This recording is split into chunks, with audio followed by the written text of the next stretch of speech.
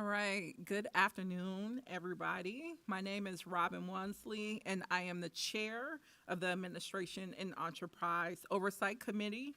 I am going to call to order our regular meeting for today, which is Monday, March 25th, 2024. I will now have the clerk call the roll to make sure we have a quorum. Councilmember Vital. Present. Allison is absent. Cashman. Present. Council Vice President Chuktai. Present. Vice Chair Palmisano. Present. Chair Wansley. Present. We have 5 present. Awesome. Let the record reflect that we have quorum. Committee members, we have 14 items on the consent agenda, which I will now read for the record. The first being a gift acceptance from the Institute for Intergovernmental Research of travel expenses. 2 is a gift acceptance from the Open Mobility Foundation of travel and lodging expenses. Number 3 is law enforcement recruitment, hiring, and retention practices. And I will make sure to give space afterwards for the author to speak to this item. And number 4 is a bid for a sanitary manhole multi-layer polymeric lining. Number 5 is a bid for upgrades of ADA pedestrian ramps in Pennhurst Residential. Number 6 is a bid for the 2024 water main cleaning and lining. Number 7 is a bid for the First Avenue South Bridge reconstruction project. Number 8 is a bid for hauling and disposal of agricultural liming materials. Number 9 is a contract with UKG Inc. for providing timekeeping and scheduling software. Number 10 is contracts with various vendors for 2024 Homegrown Minneapolis Community Project. Number 11 is a contract amendment with Axon Enterprise Inc. for a patrol car video maintenance system for the police department. Number 12 is a contract amendment with Midwest Diesel Service Inc. for crane carrier cooperation truck parts and service. Number 13 is a contract amendment with Michael's Trenchless Inc. for the Public Works Water Main Cleaning and Lining 2023 project. And number 14 is a legal settlement for Summer French. And with that, I will see if there's any questions. But first, I will pass it to Councilmember Koski to speak to her legislative directive, which is item number 3. Thank you, Madam Chair. I am bringing forward item number 3, the Law Enforcement Recruitment, Hiring, and Retention Staff Directive. Through this staff directive, the City Auditor's Policy and Research Division will, 1, conduct a landscape review of law enforcement recruitment, hiring, and retention practices in comparable jurisdictions. This may include recruitment policies, incentives, and outcomes, hiring processes, models, and standards, and retention incentives, initiatives, and effectiveness. 2, it will provide an overview of the city's current and future recruitment, hiring, and retention practices. And number 3, it will identify any trends, standards, or areas of focus across comparable jurisdictions and provide any similarities or contrasts that merit consideration or continued discussion. The intention of the staff directive is to collect and review analysis, data, and findings that we can use to inform or evaluate our future efforts. In crafting this staff directive, I followed the PARS process every step of the way, and I scheduled and had a consultation with Director Hawkins to discuss my proposal, and then we selected the due date, and he approved, and I approved the draft submitted within the RCA. With that, I'll stand for any questions. I'll see if there's any questions. Not seeing any. I did just want to offer thanks to you, Councilmember Koski, for bringing this forward. This really helps this committee already advance work on one of our priorities, which is around retention and recruitment of city staff. And this helps us get information about a particular division of our city staff and best practices in supporting them. So I just wanted to say thank you for bringing this forward to the committee. And with that, I don't see any questions. I will take a voice vote on all the consent agenda items. All those in favor say aye. Aye. Those not in favor say nay. All right, the ayes having all those items carry. We have a couple items on our discussion side of our agenda. The first being item 15, which is a collective bargaining agreement for laborers local number 363 for 2024 through 2026. I will invite staff to come forward to give an overview about this collective bargaining agreement. Good afternoon, Chair Wansley, Vice Chair Palmisano, and Council. I'm Rosalind Lockett. I'm Principal Labor Relations Representative with the city, and I'm here to give you an overview of the tentative agreement between the city and the Laborers Local 363. I want to start by giving you an overview of the Laborers Local 363 bargaining unit. Demographically, there are currently 424 employees. If all the positions were filled, that would be about 495. 42% of the bargaining unit members are persons of color, 13% are female. Some of the classifications held within the bargaining unit are Public Worker Service Worker 1, which is roughly about 70% of the bargaining unit, Water Treatment Operator and Custodian. The departments in which the majority of the bargaining unit members work are Public Works, Property Services, and Finance. The tentative agreement is for 3 years, starting January 1st, 2024 through December 31st, 2026. The non-economic highlights of the agreement include coaching language, which is there to clearly distinguish between coaching and discipline. Additional safety language has been added to the contract. Seniority language solidifying how transfers are completed. And a letter of agreement was done to develop a committee consisting of leadership, employees, and the union to review current work schedules and determine if a revised work schedule is needed for the water treatment and distribution area. The economics of the tentative agreement include our current pattern for a cost of living adjustment, a COLA, which is consistent with what we've done for the enterprise. So for 2024, a 4.5% increase, 2025, a 2.5% increase, and for 2026, a 2.5% increase. There's also a 1% equity adjustment for 2024. This adjustment is due to other groups receiving a larger COLA in prior years, and the 1% will keep the laborers in par with those other bargaining units. In addition, this group has been given a significant market adjustment. This has been spread over 3 years. The market adjustment was warranted because this bargaining unit had not had a market study completed for several years, and as a result, their pay was significantly below the current market, especially for the Public Worker Service Worker 1 and the water treatment operators.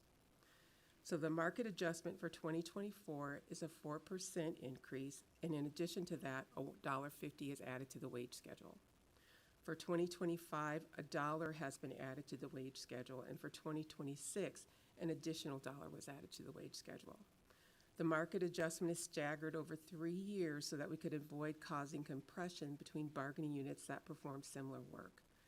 And based on our current estimates in the market, the wages will be completely caught up to the median wage by 2026. In addition, there's also an LOA increasing trainee pay and a critical response LOA for encampment cleanup work.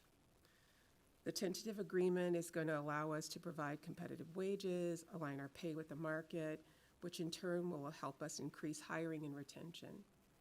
In addition, it solidifies our ongoing partnership with the union, which has allowed us to avert a potential strike action.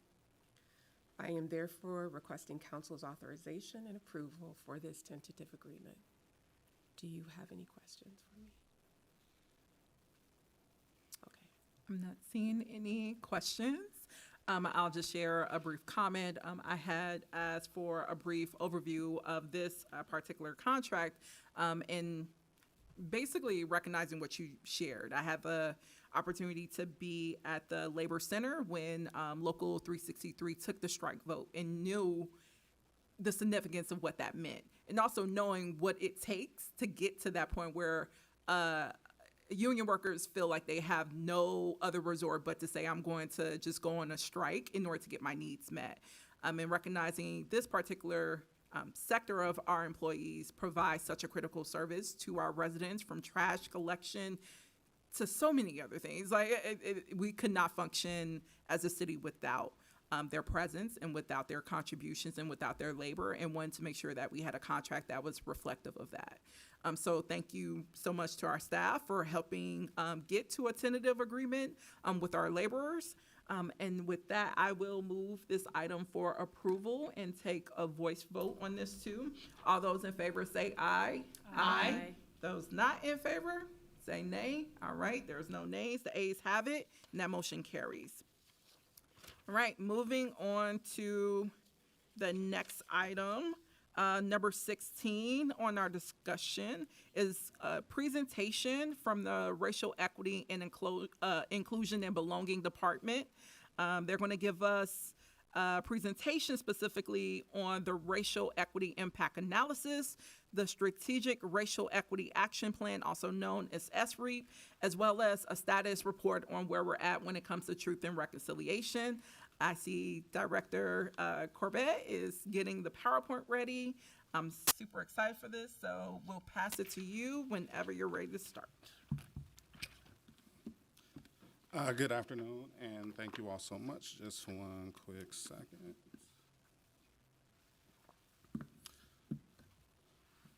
So good afternoon. My name is Prince Corbett. I'm with the Race, Equity, Inclusion, and Belonging Department, where I serve as the director, and I will be joined in this presentation by Michelle Jackson, who serves as our Deputy Director for Race, Equity, Inclusion, and Belonging Department. In today's presentation, we'll focus on three major updates and recommendations. One is around the Race Equity Impact Analysis. Number two is the Strategic Race Equity Action Plan. And number three, the Truth and Reconciliation Program. And before we start, I would like to open us up with the racial healing practice that our department is starting to operationalize within our department. What I have with me is the NAP Ministry Rest Deck. And what this is 50 practices to resist grind culture. And the NAP Ministry is an organization that examines rest as a form of resistance. The intention of these cards are for us to see them as a quiet portal for deprogramming from grind culture. And grind culture is a collaboration between capitalism and white supremacy. And at the beginning of some of our REIB team meetings, we just have team members go around and pull a card. And it centers us and it grounds us as we open up things. And I'm going to pull one and share with you all. And just listen to this. I will swaddle myself in rest. I will gather myself in rest. Today, make time to care for your physical body. Wrap yourself in warmth. Notice where your body is, tender or tired. Love yourself, love your body. It does not belong to capitalism. You don't need to push, challenge, or force. Rest is your natural state. Rest is liberation. Return to you. Let rest hold you in this moment. Trust in what rest is waiting to offer you. Hold rest up like a guiding light. So we tend to start all of our team meetings off with one of these rest deck cards to ground us, and this is how we begin to operationalize racial healing within our department. So last time I was before you all was probably about 6 months ago, and I'm proud to say that as of last week, I am now 6 months into this role. On last Monday, March 18th, I celebrated my 6 months on this job, and I'm still here. And for today, I wanted to be able to share some updates from the REIB department over the past 6 months, and then provide updates around the recommendations that we have for the Race Equity Impact Analysis, the Strategic Race Equity Action Plan, and then Truth and Reconciliation Program. In the slide deck, you will notice an appendix in the supporting documents that we included in the receive and file, and you will also find a SWOT and pestle analysis of the Strategic Race Equity Action Plan for reference as well. Because we had a lot of information and trying to figure a way to be able to share it with you all, we decided to include it as an appendix. So I know when I started, many people wanted me to jump right in and develop a work plan. However, my approach to doing this work is doing necessary historical research to make informed decisions about the future of this department. This approach has caused our team to conduct hundreds of hours of research in which we have read every resolution, every legislative directive, every ordinance, and every receive and file document related to our department that we can find. Part of this historical research, including watching dozens of hours of archived city council meetings related to the REIB department. We want to start this by grounding us in all of the duties and responsibilities of the Race Equity, Inclusion, and Belonging Department as codified in Chapter 21 of the Minneapolis City Ordinance. The ordinance establishes the duties of the REIB department, the duties of other city departments to advance race equity, and establishes a public accountability mechanism for race equity work by mandating an annual report to be provided to City Council and the mayor by the REIB director. We leveraged the language in this ordinance in developing recommendations for the race equity impact analysis and the SREIT. And in the appendix is slides 20 to 24 that can be referenced for chapter 21 of the ordinance, which establishes these things. The ordinance codifies that each department shall be responsible for working with race equity and inclusion and belonging department to ensure alignment of their work with the city's race equity framework, incorporating race equity goals into strategic planning and budgetary planning, and shall also make data regarding progress towards these goals and the advancement of the work to the race equity, inclusion, and belonging department. The duties and responsibilities of this department, of the REIB department, is to articulate vision, purpose, and definition, to guide departments in incorporating race equity principles, and to coordinate and support efforts by all departments to increase racial equity. This is done by developing, setting, and/or supporting existing supplier diversity, workforce diversity, diversity of boards and commissions as part of our mission. We assist other departments by developing analytical race equity tools, including the race equity impact analysis, and we are working to develop additional tools that departments across the enterprise can utilize. Currently, we have 9 permanent FTEs and 2 ARPA-funded, grant-funded FTEs allocated to our department. And as you can see from this organizational chart we are currently operating at less than 50% staffing capacity, which has been a challenge over the past few months. We currently have 3 vacancies, and then we also have a couple of employees who are on leave, which is why we are operating at about a 50% staffing capacity. We just did an offer for the administrative assistant to the director, and we are currently actively recruiting and accepting applications for 2 equity and inclusion coordinators, and those applications close this Wednesday at 11:59 p.m. The two grant-funded positions are the Truth and Reconciliation Program managers. One of the Truth and Reconciliation Program managers decided to end their employment back in October during my 3rd week into this role. I chose not to backfill this position because at the point in time I was still onboarding, and I wanted to prioritize the hiring of our deputy director and our LGBTQIA+ manager. In addition, based upon the anticipated hiring timeline, the person would not have started until around March or April, and then the grant-funded position only funded the position through September. So I didn't want to go through a hiring process of hiring someone, bringing them on, and then only having 6 months to do the work, and just felt it was more beneficial to focus on the hiring of our deputy director and LGBTQIA manager. And so with that being said, as you can see some of our milestones from November 2023 until now, in December we hired Michelle Jackson as our deputy director, and in January we promoted Mars Kaminsky to the LGBTQIA equity manager role. In December 2023, through funding from the Office of Public Service, we executed an organizational assessment contract with Research in Action, founded and led by Dr. Brittany Lewis. We are currently working with Research in Action to help us develop our departmental strategy and approach to supporting the enterprise as a whole and making, meeting, and measuring our impact towards racial equity within this organization. Through our work with Research in Action, we will be sending out a survey to city-appointed and elected leadership, and this includes you as city council members. And the goal of this survey is to learn the expectations, perspectives, and goals that city leadership and department heads have for collaboration with REIB department, and to provide the REIB team with current city leaders' understanding of concepts, values, and vision. So we want to be able to utilize the survey to gather feedback to help determine how we can work best with and through all the other departments across the organization, as well as with our elected body. And then in November 2023, the Center for Economic Inclusion released its inaugural Public Sector Racial Equity Dividends Index report. This report helps local governments evaluate their progress on 70 evidence-based race equity measures, race equity standards that spans across 11 dimensions. 22 local government jurisdictions participated in the index.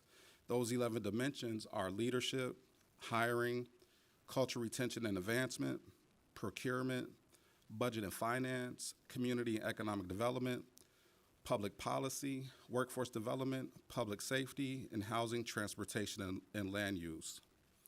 One of the projects that was listed in our 2023 and 2024 budget was to develop a racial equity or inequity report, where the goal was to examine the city's roles in perpetrating systemic harms against historically marginalized races. Rather than attempting to develop metrics and goals for this inequity report, I did pivot and contacted the Center for Economic Inclusion, and I was able to get the City of Minneapolis to participate in the Racial Equity Public Sector Dividends Index. We do have our organizational report, which we will be working on the communication plan to be able to share. Our data was not included in their inaugural report because they aggregate all of the data of all jurisdictions that participated, and we did not meet the deadline, but we do have that report that we are working on getting information out there. And what we want to be able to do is with the strategies, with the scores that we have within that race equity report, we want to help develop strategies so that our score can increase year over year. So every year we will have the opportunity to participate in the Public Sector Dividends Index. And then ever since I started in the city, I've heard so many spaces that we need to do more around racial healing. And I often ask, like, what is racial healing? Because we have to define what racial healing is. And when I started, I could not find a solidified definition of what racial healing is. Through our contract and our partnership with Good Works Consulting, we actually was able to work with them to develop a definition of racial healing, which is included in the index, so that then we are all moving and operating along with the same language. Within the definition that was created, there's definitions around racial healing for self, racial healing for systems, and I apologize, I forgot what the third one is, but there's 3 components of it. So that we're all moving and operating so that when talking about what racial healing is for the city, so that we all have the same shared understanding. And that can be found in slides 25 through 30 of the appendix at the end of this deck. And finally, part of the work is supporting other departments and other employees in this department within the organization. Earlier this year, I came across the Transformation Justice Infrastructure Fellowship that prioritized applicants who are from GARE member jurisdictions. GARE is the Government Alliance on Race and Equity, and the City of Minneapolis is a member of the GARE network. When I came across this opportunity, I immediately thought of and shared this opportunity with Alexander Cato. Alexander and I meet 3 to 4 times a week, and I encourage Alexander and Deputy City Operations Officer Saray encouraged him to apply as well, and I'm proud to say that Alex was accepted into the Infrastructure Fellowship. So we've identified resources and shared them out with other relative departments as well. So these are just some of the highlights. And now the Race Equity Impact Analysis, or REIA.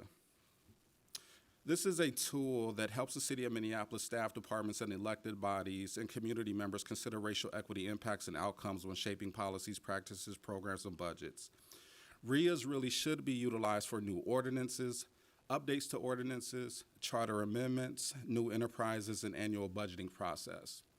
The REIA is a form that includes questions that prompt users to assess racial equity impacts, and the Race Equity Inclusion and Belonging Department provides training and technical support around the REIA to city departments and staff. This is our plan for updating the REIA form, process, and training plan, which can be referenced at page 31 through 36 of the appendix. Our plan for updating the REIA form, process, and training consists of a 5-step process of analyzing, designing, developing, implementing, and evaluating. REIB has started conducting REIA historical research and analysis, including how the REIA was developed, who developed the REIA, and how the REIA connects with other organizational race equity strategies and the Strategic Race Equity Action Plan. In conducting research of the REIA, one of the challenges we found is regarding efficacy of the REIAs that are completed. And that although a race equity impact can be determined from completing the REIA, there is not an accountability process to ensure the strategies are implemented to get to the desired race equity outcomes. REIAs can be completed for requests for council actions and budget proposals. A department can complete a REIA for a new program or project. However, REIB does not receive copies of all REIAs that are completed, and without having a collective place where all of the REIAs are completed and held, there's no way to monitor. So part of what we want to do is be able to figure out a better system for how the REIAs are tracked and monitored. So our analysis, it will include a review of the current criteria for when RIAs are reviewed, who does the review, how the feedback is given to departments, and how follow-up on outcomes can occur after a RIA is completed. In addition, we recognize that the Administrative and Enterprise Oversight Committee is focusing as well on gender equity. So one of the other things that we want to consider with updating the RIA is how do we make it kind of essentially from a RIA to a GRIA, which is a gender race equity impact analysis, so that we're incorporating gender equity into the analysis that we do along with the race equity impact. During the design phase, or we hope to have a completed analysis report done by Q3 of 2024. And then during this design phase, which we hope to start later this year, we want to utilize feedback from the RIA analysis report to start redesigning the RIA form and processes that will include updating the purpose, content, training materials, and communication plan.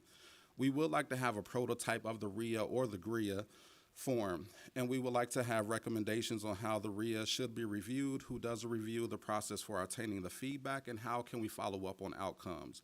And during this phase, we will also need to start updating the training content for the RIA, and we also need to conduct listening sessions with employees who use the RIA so that we are inclusive of updating the process while including the voices and suggestions of those who are most impacted, which are those employees who complete the RIA.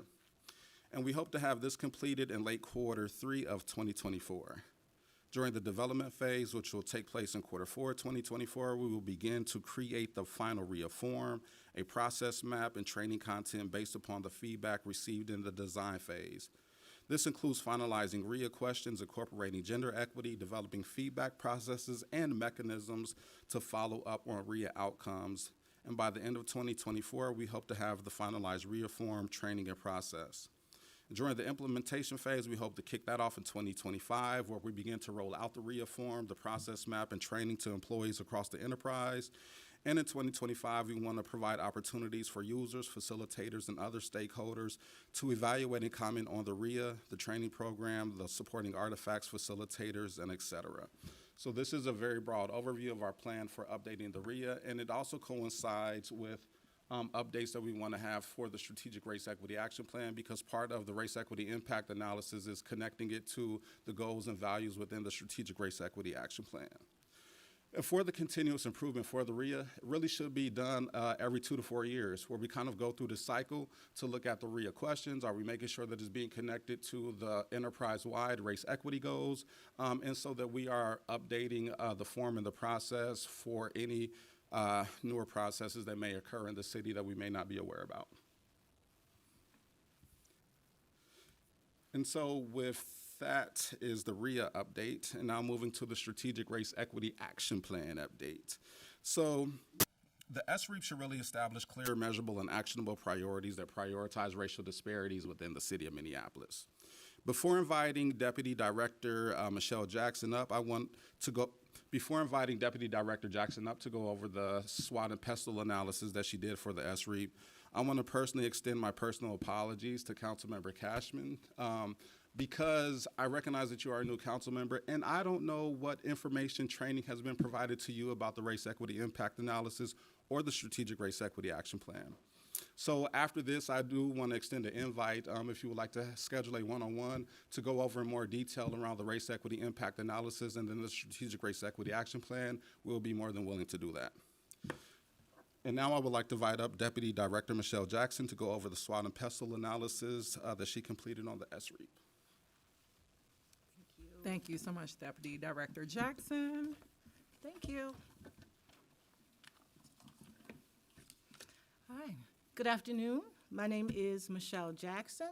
It's my pleasure to serve as the new, 3 months in, Deputy Director of the Racial Equity, Inclusion, and Belonging Department under the leadership of Mr. Director Corbett. Today, I will be providing a brief, very brief, summary and overview of the findings of the SREAP SWOT and pestle analysis. Now, we don't have the full SWOT and pestle analysis in the slideshow, but you will find the written SWOT and pestle analysis within the index as well as the table. Might be easier to follow along as I present with the table for the SWOT and pestle analysis today. As Director Corbett explained, we embarked on an exhaustive analysis of the history of the Racial Equity, Inclusion, and Belonging Department and Division. This included an analysis of the SREAP and its efficacy towards reaching and maintaining our racial equity goals within the city. So the SWOT and PESTEL analysis, with this analysis, we looked at the overall efficacy of the SREAP in obtaining or achieving the city's racial equity goals, and the SREAP's relationship with the REIA, the Racial Equity Impact Analysis, and the city ordinance that directs the duties of the Racial Equity, Inclusion, and Belonging Department. So we did that together. This intersection of the SWOT and PESTEL analysis allows for greater breadth and depth in understanding the areas that we need to focus on that are our strengths, our weaknesses, our opportunities, and threats. And the PESTEL's analysis allows us to apply 7 lenses to that SWOT analysis. And I'll briefly explain those 7 lenses. So PESTEL is an acronym. It stands for the political, the economic, the social, the legislative, the environmental, and the, did I skip one? LES, and the systems analysis. Now, systems is one that I added, so typically if you see a PESTEL analysis, it's PESTLE, but I wanted to make sure that ours was more comprehensive, so I also wanted to take a systemic look. And in the table, you'll see a typo in the systems section. I believe it says synthesis. That should say systems, so we can follow along. So the political factors play a significant role in shaping policies and regulations that can either perpetuate or mitigate racial inequalities and inequities. Analyzing political dynamics helps the Racial Equity, Inclusion, and Belonging Department identify opportunities for policy advocacy and reform in order to address systemic racism and promote racial equity. The economic factors are the external and internal economic factors that may significantly impact the Racial Equity, Inclusion, and Belonging Department's capacity to implement and apply the Strategic Racial Equity Action Plan enterprise-wide. And it's an analysis of the economic factors that allows the Racial Equity and Inclusion and Belonging Department to anticipate economic patterns and adjust racial equity strategies accordingly to those future patterns. The social factors include the societal attitudes, cultural norms, cultural competence, community dynamics, and perceptions of race that can impact internal and external support for the SREAP. Analyzing social factors aids in the Racial Equity, Inclusion, and Belonging Department in identifying social trends that may impact SREAP goals and in developing strategies for promoting racial equity and cultural competency. The technological factors can be both a driver and a mitigator of racial equity. So analyzing technological factors helps the Racial Equity, Inclusion, and Belonging Department to identify opportunities to bridge the digital divide and leverage technology for racial equity initiatives that will help to achieve our SREAP goals. The legislative factors include ordinances, resolutions, city council actions, city policies, regulatory frameworks that play a crucial role in achieving SREAP goals. Analyzing these legislative factors helps identify gaps in regulatory protection and accountability, advocacy for policy change, and ensuring compliance with achieving our racial equity and Strategic Racial Equity Action Plan goals. The environmental factors such as geographic location and climate can also influence the distribution of resources and services related to the SREAP. Analyzing these factors through the intersection of racial equity and environmental justice helps the Racial Equity, Inclusion, and Belonging Department identify and develop strategies for addressing environmental conditions that may enhance or threaten our SREAP goals. And lastly, the systems lens for this analysis, underlying structures and mechanisms that shape the internal and external factors affecting racial equity within this institution. and identifying systemic barriers and opportunities for change, informing strategic interventions that address root causes and promote systemic transformation towards racial equity. So that's a brief explanation of the pastels analysis, and you'll see that in the table. And what we did was we intersected those two to help make sense of the SREAP for this analysis as well. So you'll be able to find those within the table and the written version. So what we understand in this analysis are 5 principles. It's a comprehensive understanding, strategic alignment in relationship to the SREAP racial equity goals, risk management and mitigation, decision support that's needed, and continuous improvement, as we will always be working to change and alter as our society grows and changes as well. So within that, what I would like to do is talk about some of the findings within that SWOT and pestle analysis, and that's just some. I've just picked a couple within the table, and you'll be able to follow along with that as well. So if you are able to, and pull that up, you'll be able to see and follow with me. I'm just going to point out 2 of the items within each section for you to address some of the findings here now, but please understand that was a very comprehensive piece of work, so you'll be able to go through it in as much detail as you choose to. So for the political section of the SWOT analysis, I'll talk about the strengths and opportunities here. So one of the major strengths of the SREAP is that it's supported by both the council and the mayor. That is a major accolade within the city, and it advances our ability to advance the goals of the SREAP. An opportunity that I'd like to point out with you for the political section of the SWOT and pestle analysis is that we can build new relationships and collaboration across the region, cities, and even across the nation throughout states, as we have collaborated with the city of Chicago as well as St. Paul. And it allows us to do this while working towards reaching similar racial equity goals to improve the work towards advancing our city's SREAP goals. Okay. For the economic section, I'll point out an economic weakness and an economic threat. One of the weaknesses you'll find there is a lack of adequate resources, including funding, staffing, and infrastructure for the Racial Equity, Inclusion, and Belonging Department that can hinder our sustainability and efficacy regarding achieving the SREAP goals and outcomes. An economic threat that you'll find in that table includes decreased funding and resources from City Council and or the mayor for the Racial Equity, Inclusion, and Belonging Department that may negatively impact the scope and scale of the SREAP work. So for the social section, I'll point out a strength and a weakness and a social threat here as well. So for the social section of the pestle and SWOT analysis, you'll see as a weakness the city employees and community's perception of the Racial Equity and Inclusion and Belonging Department that may be marred by a tumultuous history with past racial equity, inclusion, and belonging leadership.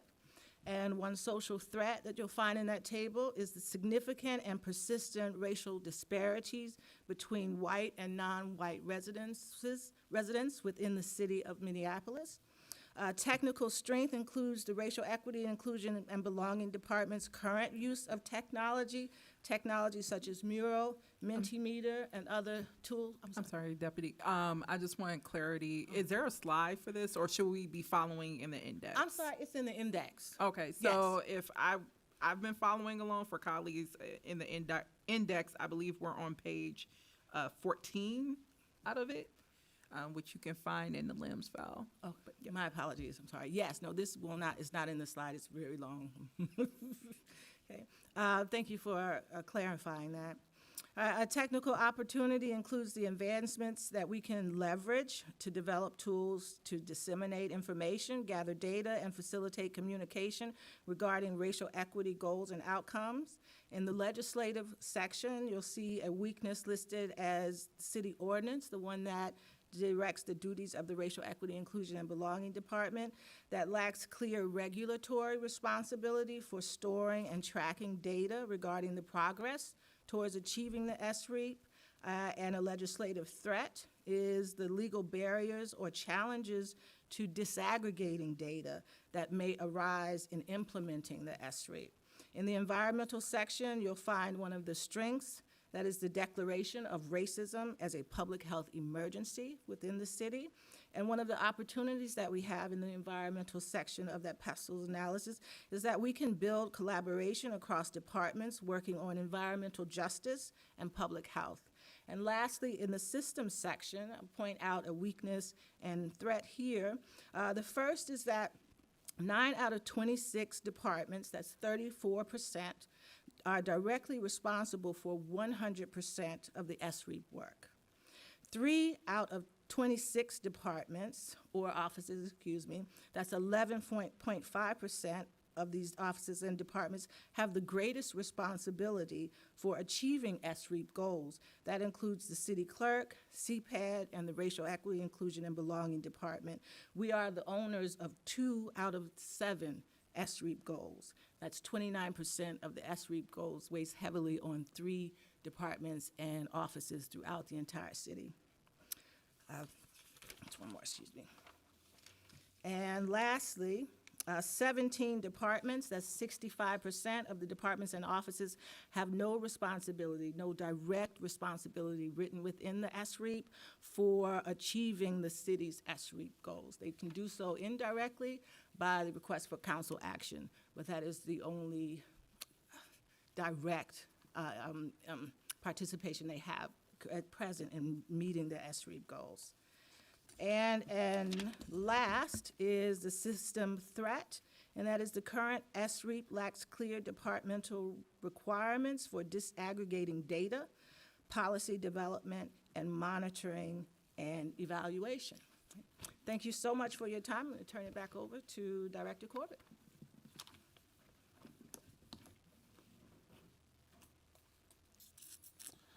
Thank you, Deputy Director Jackson. I had to come out of the sports coat because I was sweating a lot up here. So with the SWOT and PESTLE analysis, what do we want to do and recommendations that we have moving forward? What we are recommending moving forward is really a cultural and structural change with regards to the Strategic Race Equity Action Plan, in that we want to move away from having a organizational-wide Strategic Race Equity Action Plan to each department developing a race equity action plan. This is nothing new across the whole country. And in fact, at the federal level, one second here.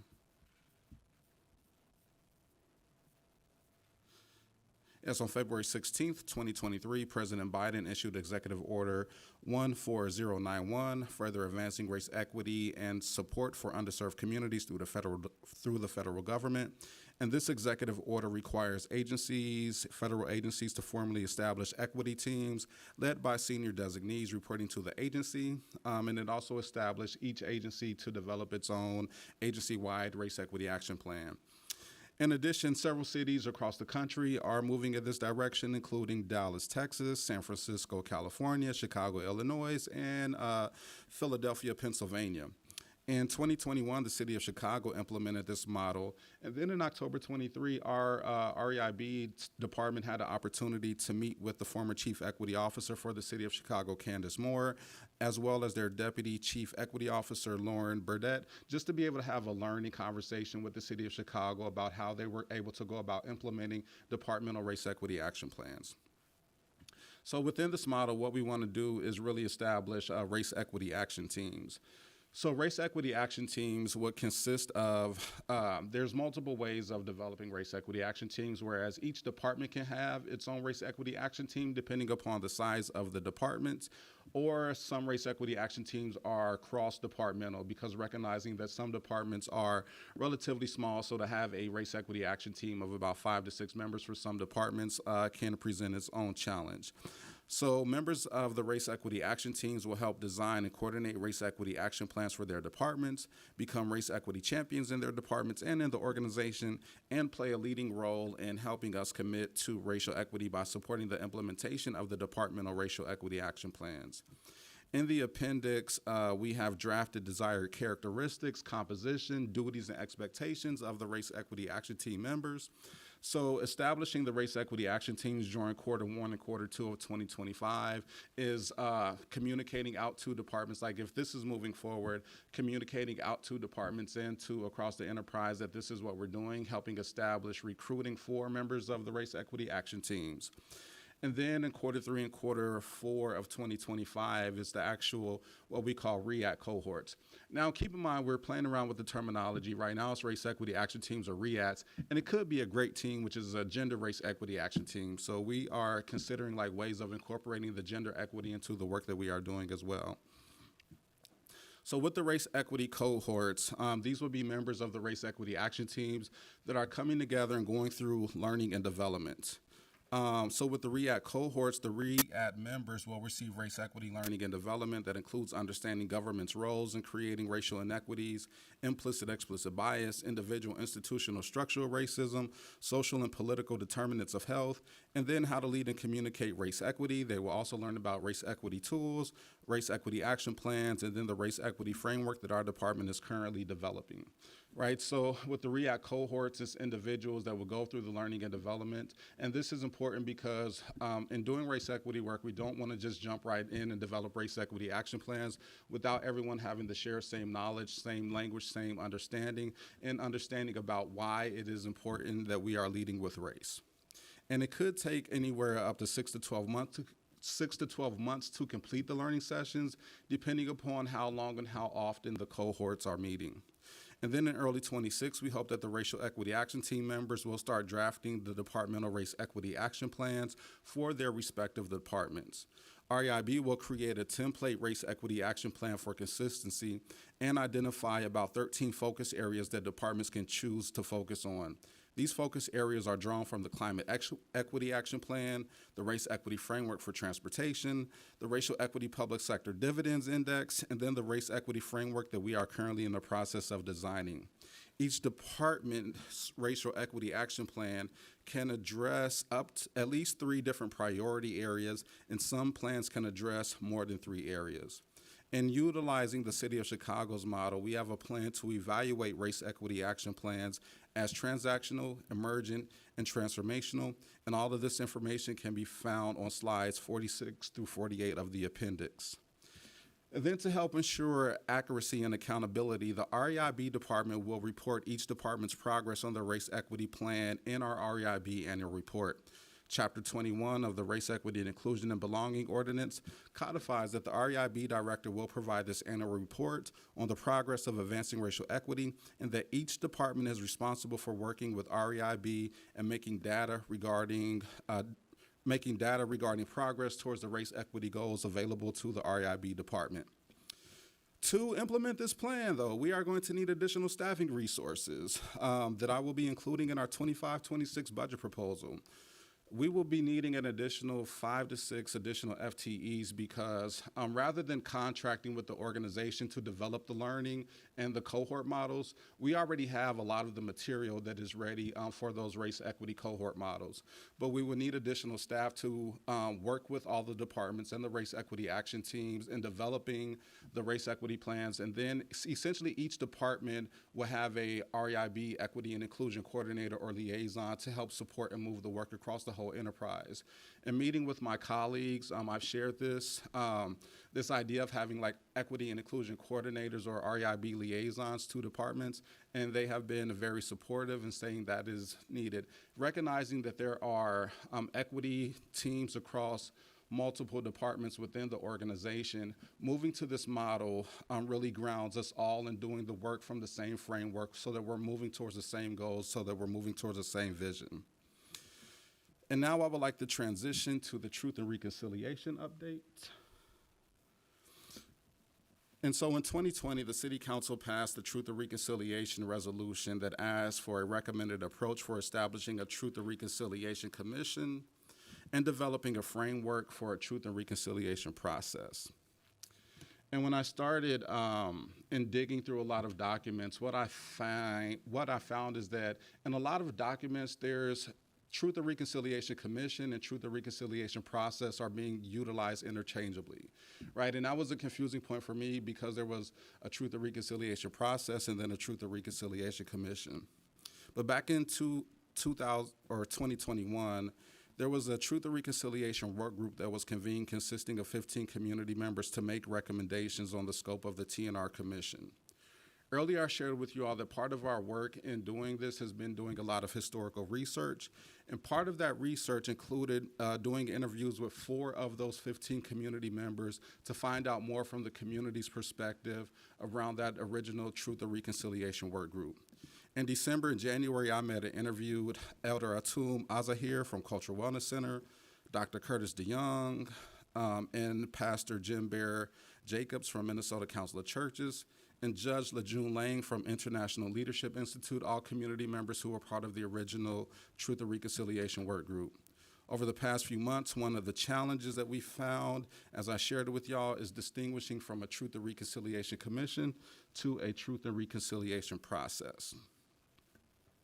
And so in doing the research, I just wanted to take a moment to distinguish the difference between the two that we found. And starting with the Truth and Reconciliation process. So the Truth and Reconciliation process is really a process to acknowledge harm that has been done. It's a restorative justice practice that often includes a public apology from the entity committing the harm. It is a process that we have already began implementing within the city through the Metamorphosis Anti-Racist Leadership Program. Now, the Truth and Reconciliation Commission is a fact-finding body that investigates civil and/or human rights violations committed over a number of years that will produce a final report of findings and recommendations. In addition, TNR commissions are empowered to grant amnesty, or they're typically empowered to grant amnesty to perpetrators who confess their crimes truthfully and completely to the commission, which allows for more accurate fact-finding. So to bring this to real life, I had to struggle, not even struggle, I had to find a way, what is a TNR commission?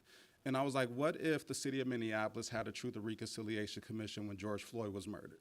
If the city had a Truth and Reconciliation Commission at that point in time, then everybody who witnessed the murder of George Floyd, everybody who was a part of that, would be in a room with the Truth and Reconciliation Commission to be able to do the fact-finding and investigating. And not just everyone who witnessed that George Floyd's murder, but also everyone who witnessed and had a part in the 14-year-old boys whose human rights he was convicted of violating. A true Truth and Reconciliation would have brought them all into place for fact-finding to offer an apology, but also amnesty would have been provided to Derek Chauvin. So Derek Chauvin would have been able to, not only Derek Chauvin, but everyone connected to that would have been able to admit to the human and civil rights violations without fear of going to jail. That is the amnesty that is provided, and it allows for the true fact-finding. And when looking at a Truth and Reconciliation in that aspect, my recommendation is if the city wants to move forward with the Truth and Reconciliation Commission, is that it should not sit within REIB. It really should be sitting within the Civil Rights Department, because the commission investigates civil rights and human rights violations. And one of the, I would say, challenges when looking at the TNR program is that over the past year, the TNR program the program managers that we they've been operating just with REIB alone, and there's a lot of internal stakeholders such as the city clerk's office, civil rights department, and the city attorney's office that should have been a part of those conversations.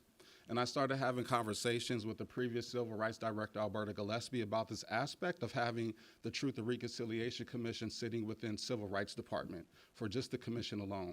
So that is one of the biggest challenges. And then I would say, in addition, the scope right now for a TNR commission is very broad to investigate all of the atrocities that the city have committed against Black and American Indian folks and residents. And we need to find a way to narrow the scope a little bit more. So that's one of the things that we are working on. But that would be my greatest recommendation for having a Truth and Reconciliation Commission, is that it really should sit within Civil Rights Department.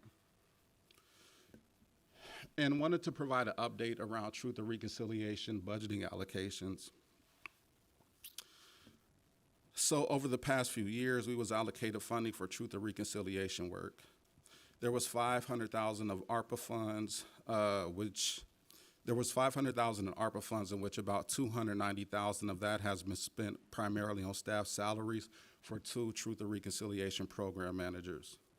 As I shared with you earlier, one of the TNR program managers left in October, and our other program manager is currently on leave and has been for a few months, so that's been one of the other staffing challenges just with Truth and Reconciliation, is not having the appropriate staff over the past 3 months.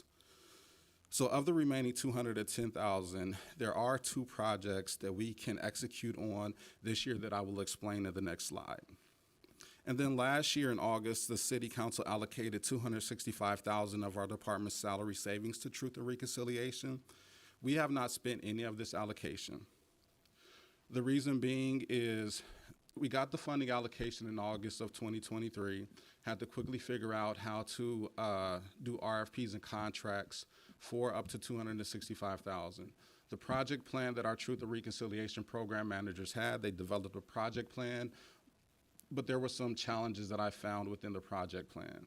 And I didn't want to just spend the money for the sake of spending money. And almost what was being presented to me was wanting to do part F before doing part A and B.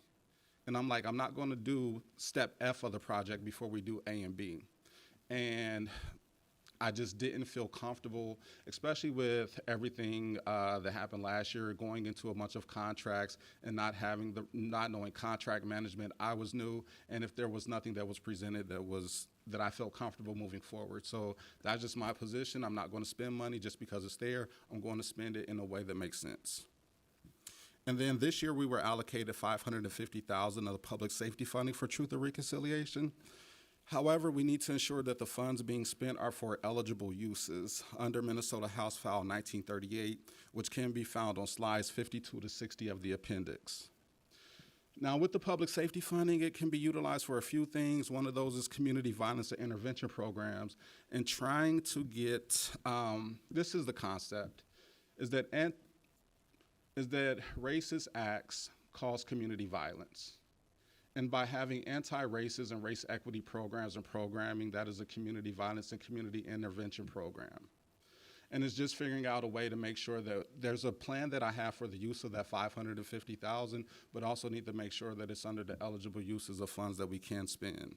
So I'm working right now with internally with leadership to determine the ideas that we do have for spending of this fund so that it aligns with our TNR program and project goals, as well as the eligible uses of funds.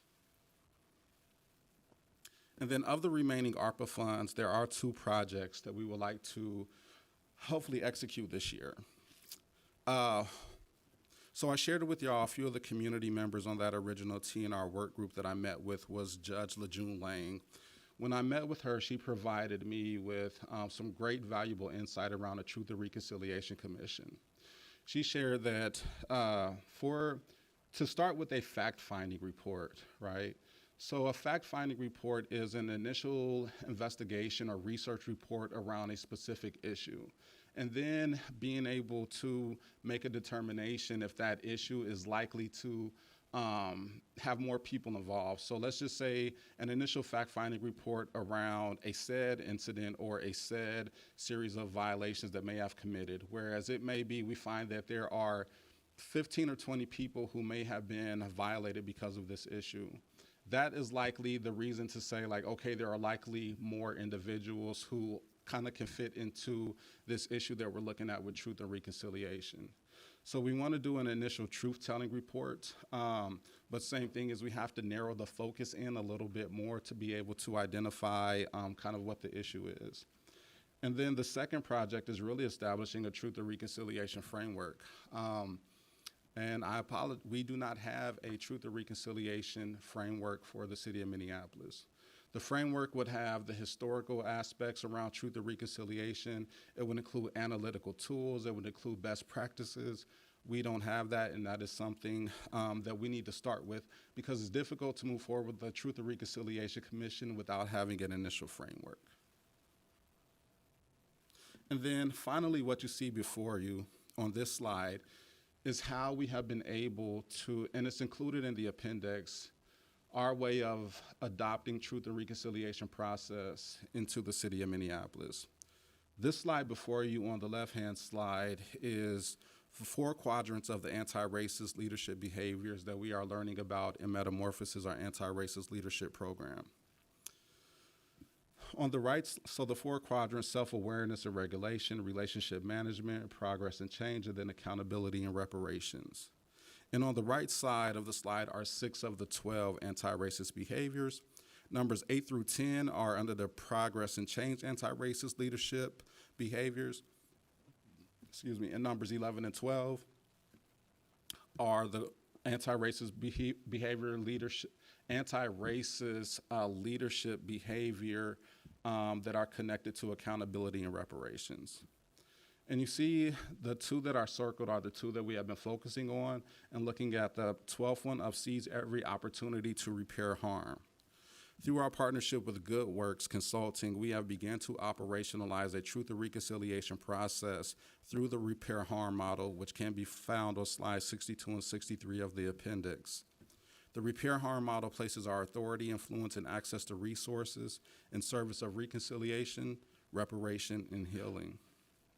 Examples include ensuring that all existing policies are analyzed for unintentional racism, practicing constructive correction and taking responsibility for any offensive harm created by errors, as well as holding ourselves and others accountable for addressing harm identified in the process of reconciliation.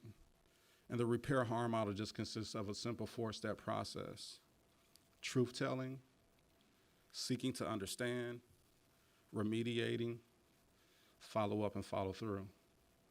And this process has been demonstrated by some leaders within this organization. And it's not just a personal way of repairing harm. This is something that can be done in community. This is something that can be done amongst all of us. And that completes my presentation, and we'd be happy to respond to any questions. Thank you so much, Director Corbett, and also Deputy Director Jackson, for this very thorough presentation. I will look both on speaker management and name tags to see who's in queue. I see Councilmember Vita, then Councilmember Cashman. Thank you, Chair Wansley, and thank you, Director Corbin and Deputy Director Jackson for the presentation. That was a lot of a presentation. I mean, it's a lot to process. So I'm really excited that I have a meeting. I think I have a meeting set up with you already, so I can take some time to look through and, get some questions answered. But I do have some, because I set the meeting up because I had people reach out about some very specific things that you did bring up here, but I just want to ask you. If you can answer it, it's fine. If it's not, when we meet, we can talk about it. I heard you talking about, like, moving forward, you're going to put together some groups that work internally with departments. But I've had a group reach out to me that, has been doing race equity work internally for quite some time here at the city of Minneapolis, that don't feel supported, that don't feel like they have the tools in place for them to continue to do the work. The work is extra work for them, and over years and years of time, the feeling for them is that we are the people of color who, we lose out in these situations overall, right, in these government entities. And now here we are made to do additional work to keep the race equity work going. So one of the things I wanted to talk to you about in our meeting is, what are you envisioning as an opportunity to support the staff who has already been doing race equity work? Chair Wansley, Councilmember Vital, thank you. Before moving forward, like with developing like the race equity action plans and the race equity cohorts, I don't want to just move forward and just say, oh, this is a REIB thing. Part of it is all of those employees that are doing race equity work. I want to be able to meet with them and be able to get their feedback as well. So I don't believe in just jumping into a plan and not including those who are going to be most impacted and having a decision and sharing in that decision making. And understanding as well, like with when there are volunteer committees, so to speak, within departments that are doing race equity work, yes, I understand, like it's almost like they're doing their work in addition to the race equity work, right? And with the race equity action teams and the proposals, it would be For one, for race equity action team members to get approval from their supervisor to be a member of the race equity action team. And I would say, in addition, ensuring that there's enough time for the employees to be able to attend meetings as well as work on the additional work that is required, like in developing the race equity action plans. I look forward to our meeting as well. Yes, so I appreciate the answer, but the employees who have been doing the work have been promised some things with this department being developed into a department, right? So my expectation would have been that someone would have already spoke with these groups of people who have these groups within departments that are doing the race equity work. So now, are you saying like these groups that you're gonna put together 6 months from now would be the ones who then go and speak to employees about their needs, and not like leadership out of the race equity department speaking to these employees? Councilmember Vital, Chair Wansley, Councilmember Vital. One of the things that needs to happen, which is not included in this, is almost like doing an internal environmental scan of like all the equity teams and that are within different departments. That has not been done. That is something that needs to be done like before launching into this and meeting with those employees to determine like I'm not aware of any of the promises, right? And this is a part of the work, is having those meetings and being able to meet with staff people to look at what's worked well, what would they like from our department, how has been their experience in doing the equity work. I would say, in addition, part of the survey that we're going to send out to staff leadership incorporate some of those questions to be able to provide feedback. So for department directors and department leaders who have like equity teams, how can we work better with their departments along that work? But how can we be trusted partners in community if our own house isn't in order, right? Like, I would see this as the first step would be doing the work within the city of Minneapolis, because the people who work here are gonna be the ones who go out into community and help you with the larger plan, right? Like, if you have buy-in from the people who work here, who live here, like, a lot of the employees of the city of Minneapolis have been harmed by the city of Minneapolis in a non-work environment also. And so, like, how are we a trusted community partner if we don't fix our own house first and then do like this larger scale? I mean, I for the most part, I understand what you're saying the long-term goals are for up to 2026 is what I think you had a timeline for in this work. So, if you can answer that, that'd be great. Or can I also interject? It seems like, city, I keep forgetting, Saray, coordinator, deputy coordinator, it seems like you might have some thing to contribute on this. Also, we do have the memo process, because I also agree it would be good to know, it sounds like, who made promises to who. So if that's either something city coordinator, deputy city, COO, you can answer, or we can find someone to also provide those answers too, because it sounds like that's also not something that was addressed or currently understood right now. Well, Chair Wansley, I guess what I'm saying with promises being made is that, the city adopted an ordinance to form this department, and that also included work that was supposed to be done for the employees of the city of Minneapolis, along with community members of Minneapolis. So the development of this department isn't just about like truth or reconciliation or other things. There are people here internally that expected this department, to help them in some of the concerns and some of the things they've been faced with as employees as well. I will know it would be good for a memo process for committee members to probably get a copy of the ordinance you referenced. This I have also one. would, and then so we can all be sure. That way, maybe you could point us to where it says that. But I see Deputy Saray, if you would like to add anything. Right, Chair Wansley, Councilmember Vita, to answer the question, our staff have been doing the work, pre-REIB, they have been doing the work. And now that we have a fully staffed, it's a department now, not an office, but a department, and we're staffing it out.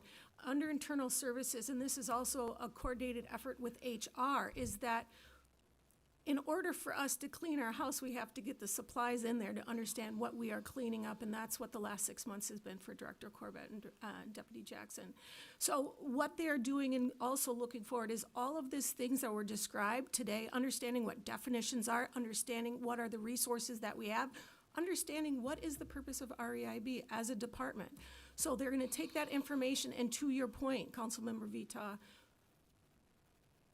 our staff, if we're looking at what is an anti-racist environment, our staff who are not in race, equity, and belonging shouldn't be doing those things. We have in the past for a need and for a passion, right? But moving forward, there will be conversations about what currently exists, and then it will be pulled and integrated with REIB and also with HR as well, because we're looking at learning and development through those aspects too, because REIB and HR have to work together to integrate all of these systems and learnings together. So I'm sure Director Corbett will follow up in the conversation and also in a memo. Any other questions? Yeah, that'd be great. Yes, I still have more questions. I mean, it really does sound like the next few years of fact-finding, and I just know that people are really relying on this department to help with lots of things internally and externally.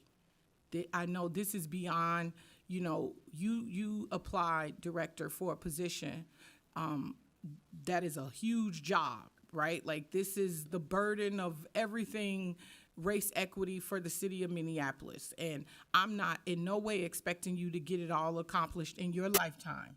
But I do know that there are some expectations from this department. And this, again, just sounds like the next few years of fact-finding. There are people who believe that they already know what the problem is, and they need some action on fixing it, right?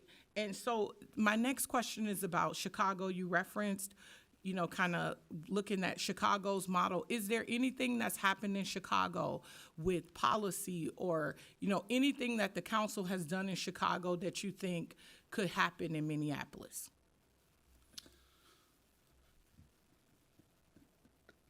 Chair Wansley, Councilmember Vital, like I'm cycling in my head about the conversation. And what I would say is that I can follow up with, so Chicago's Chief Equity Officer, Candace Moore, left the city probably about 2 months ago, went over to Facing Race, but I can follow up with their office to get some more information just to find out around if there was a specific question that you had. I think I can't answer that right now, but can follow up with City of Chicago's department. Okay, thank you. Thank you, Councilmember. Chair. All right, Councilmember Vital, and also clerks, just recording that we did have a question for follow-up in terms of policy recommendations from Chicago for the legislative side, and then just following up, it sounds like maybe some fact-finding about specific expectations or promises that's been communicated in regards to REIB. And then I see Councilmember Cashman. Thank you, Chair Wansley. Thank you, Director Corbett. And it was really great for me to learn about, the development of your department, and would love to sit down with you one-on-one also, just to get to know you, as we're both semi-new to the city. I think my question is more for Deputy Ms. Jackson. It's about the kind of buy-in from other departments. Yes. And just, for me, understanding like who's required to submit a RIA when they submit an RCA. Do you have information on like how many RIAs, what percentage of RCAs have a RIA attached, and like how we might get more buy-in on that side? At present, we do not. However, that's one of the components that I included in the SREAP analysis, that there is no repository, there is no tracking mechanism that is fully in place for us to assess whether or not everyone is utilizing a RIA for request for council action, the efficacy of each RIA in the request for council action, any follow-up to assure that the outcomes that they included, the racial equity outcomes that were included in that RIA were actually met, and then what the long-term outcomes would be and the impact on the community as well as within the institution as well. And so unfortunately at present we don't have that, but that is one of the recommendations that we provide in the SREAP analysis. Thank you, and I'm realizing that this has a lot of acronyms, so I'm sorry. Racial Equity Impact Analysis, Yes. correct? Mhm. Thank you. You're welcome. Is that all, Councilmember Cashman? Awesome. Council Vice President Chuck Ty. Thank you, Madam Chair. First, I wanted to just thank you, Director and Deputy Director, for a very thorough presentation, along with an analysis and the appendix. These are really excellent tools. I feel like I got a lot of information as you were talking and sharing, but as I was, also reading the additional supporting documents that you included in your presentation. I have a lot of follow-up questions too, so my office will reach out to you all and hope to sit down and have a greater discussion. I think one of my takeaways from this conversation was just looking at the code of ordinances and the ordinance that establishes REIB as a department and your charge and the work that the department is responsible for, and really reconciling that with what I believe expectations of the department are as they're perceived.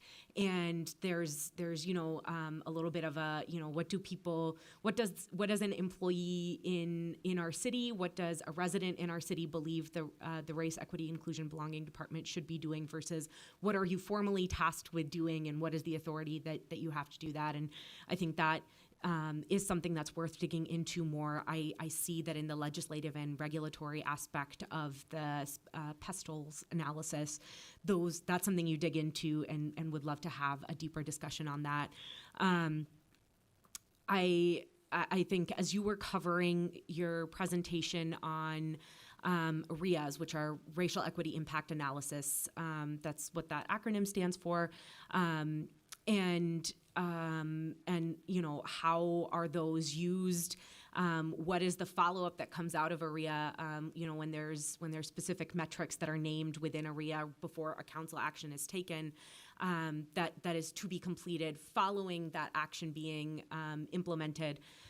And there, you're right. There isn't follow-up or tracking that we even do to know, what's the work that's supposed to be happening here? How are we supposed to be tracking this?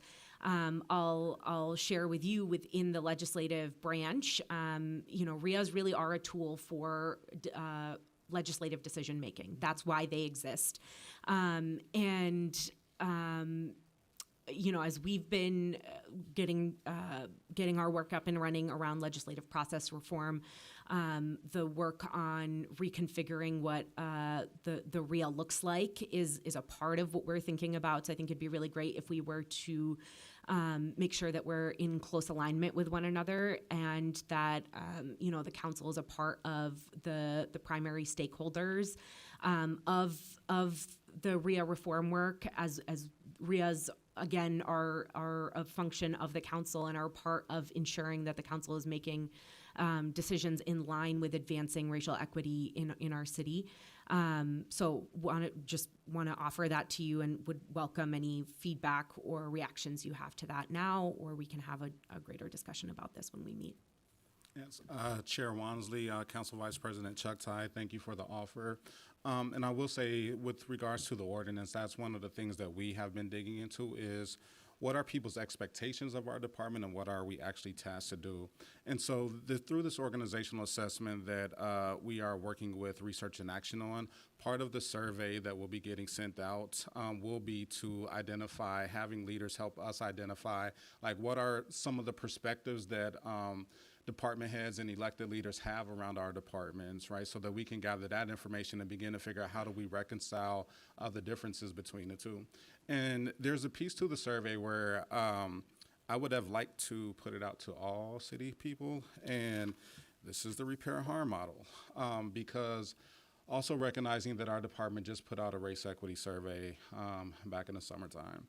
And in doing some deeper diving into that survey, what we found was that some of the questions were valid, but some of the questions were written in a biased manner that gears people to answer the questions in a certain manner. And I didn't want to do another survey for all employees to gather information that could be beneficial to us, and want to offer a public apology to employees who completed that survey. We are in the process of working with Performance Management and Innovation Department to do an analysis of the survey that was put out back in August or September, to gather like what is the relevant data that can be utilized. And part of that repair harm model is what will we do moving forward is that we do want to have a biannual like race equity survey for all employees, but written by researchers who are skilled at developing surveys. And we would offer any opportunity to partnership with your office around race equity work and the race equity impact analysis. Chair Wansley, if I can ask a follow-up question. That survey, actually, as you were speaking, I would love to have a better understanding of what came out of that survey and just like the biased nature of some of the questions. I know that was a survey that was open to all employees, and like I looked through it. I can't remember now, honestly, if I filled it out and submitted it or not, but. Yeah, would love to have a deeper conversation around, what are some of those biases that you flagged, and then what did we learn from that? And it sounds like perhaps you're working with performance management and innovation on figuring that piece out and sharing back what is relevant and leaving behind what isn't. Council Vice President, I just want to clarify, is this also a question you would like addressed in a memo or just directly with? I would love for that to be Okay. addressed in a memo. Chair Wansley, thank you for clarifying. Yeah, just what came out of that survey and what can we expect next?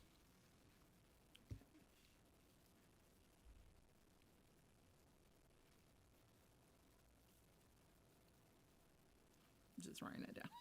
And I'm pretty sure clerks are also on it too. All right, that's 3 questions. Thank you so much. I had a couple of questions to Director Corbett and Deputy Director Jackson. I absolutely agree with Council Vice President that at least within this committee, as we adopted racial justice, gender justice as a priority of our work plan for this term, it does seem like there is some legislative steps that needs to be advanced in terms of what you pointed out around tweaks made to the ordinance and how that relates to SREAP. So I'm really excited to advance that in this committee in collaboration with you all, and just also want to let you all know, one thing for sure is the annual reporting. That's not, it's going to be a lot more happening with that, because it's been, I would say at least our last term, we didn't get to dive into the work of REIB in the way that was necessary. And I'm very grateful that we have a number of newer colleagues, some returning, who are really excited to make this a priority and really see it be realized in action. And this is exactly why I wanted this presentation committee, so we can have a reset at the beginning of the year to say like how we're going to approach this work more seriously this term. And of course, collaboration with you all and really taking your lead in how we go about doing this.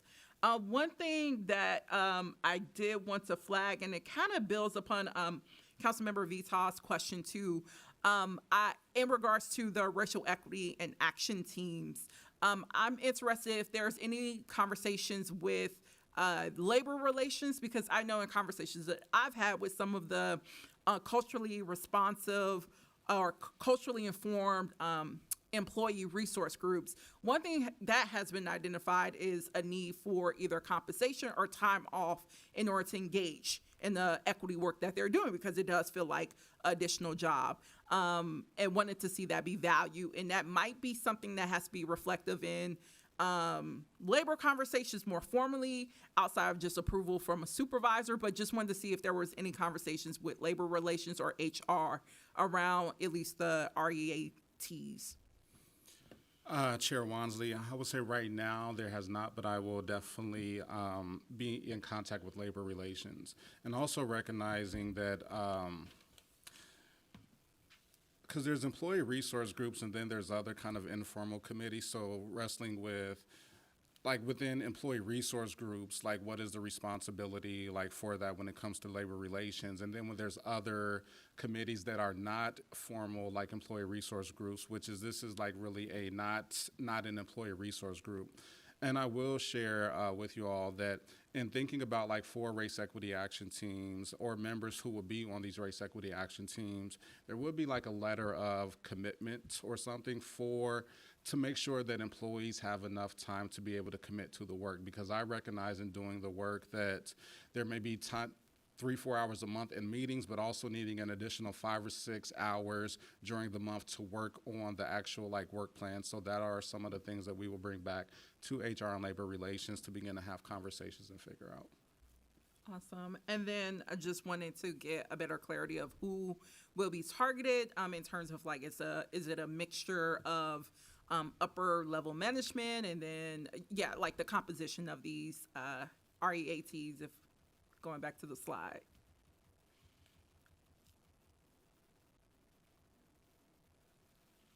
There we go. Yep, so typically race equity action teams are comprised of employees from all different levels of the organization to be a part of the race equity action teams. However, there is still a need for senior and executive leadership support, because some of the ideas that come up or some of the actions that need to be moved with that executive senior management level support. So with the action teams, ideally it compromises of frontline staff, people, supervisors, managers, staff at all levels of the organization, but also recognizing that with moving to, if we have departmental race equity action plans, then it becomes up to that department director to ensure that the work is moving forward in support of the race equity action teams. And if we could get these additional equity and inclusion coordinators to work with the departments to get the work moving and actually achieving the goals and metrics. Awesome. Thank you for pointing me to 41 slide. And also, going to slide 16, I did have just a couple of questions regarding timelines. So I know I've been in conversations with you in regards to the TNR and how that relates to the public safety dollars that we allocated. Can you give kind of a timeline of when we're hoping to wrap up conversations either with the CAO and other city leadership around when we can move forward with that piece? Chair Wansley, timeline.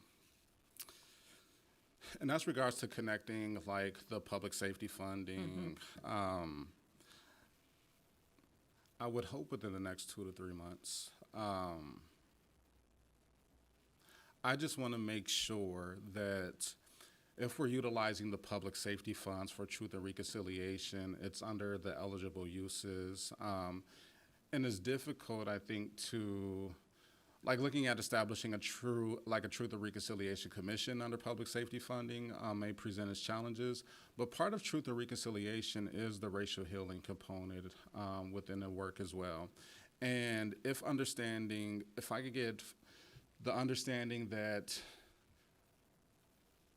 crimes or acts of violence motivated by racial hate and racial bias, and by creating racial healing programs and racial healing initiatives and anti-racist programming are community violence intervention programs, right? So this is where I'm trying to reconcile and get the connection of what's under the public safety funding for community violence intervention to connect to anti-racist leadership work or anti-racism work and racial healing essentially. Is there any conversations, or are these conversations involving leadership also from OCS or Neighborhood Safety Department, and thinking of some of the trauma-informed work that they're doing there? So my initial meeting was with Deputy City Operations Officer Garnett Huchuli and our city attorney. And part of the next piece will be meeting with OCS staff around this. It's codified underneath the Center for Disease Control around what community violence is, but getting people to think about this in a different way. Good to hear about that. And you said next 2 to 3 months. Also, in regards to timeline, now that we're on this slide, was interested in knowing basically a timeline for these two projects as well. Are these a quarter 2, quarter 3? Because it seems like these are RFPs that will have to go out. Yes, for both of these, I would like to get RFPs out within the next 3 months. I think for the Truth and Reconciliation framework, that'll be a little bit easier to do. But for the truth-telling report, it's identifying really what that narrow scope of focus would be. Okay, so 2 or 3 months, so quarter 2-ish. In the quarter 2, early quarter 3, maybe, sounds like. Yes, and I will share, like, recognizing we're running at about 50% staffing capacity and bringing on 3 new people in onboarding and training. So, but understanding that this funding has a limited time frame, I do want to prioritize these couple of projects. Awesome. Those are the questions that I had. We have follow-up for the city clerks with some questions from my colleagues on committee. Again, thank you so much, Director Corbett, also Deputy Director Jackson, for a comprehensive presentation. I definitely look forward to having you all here more frequently as we really advance this substantial work around anti-racism and gender equity. So thank you both. With that, I will direct the city clerks to file this presentation. And seeing no further discussion, I will call this meeting to adjourn.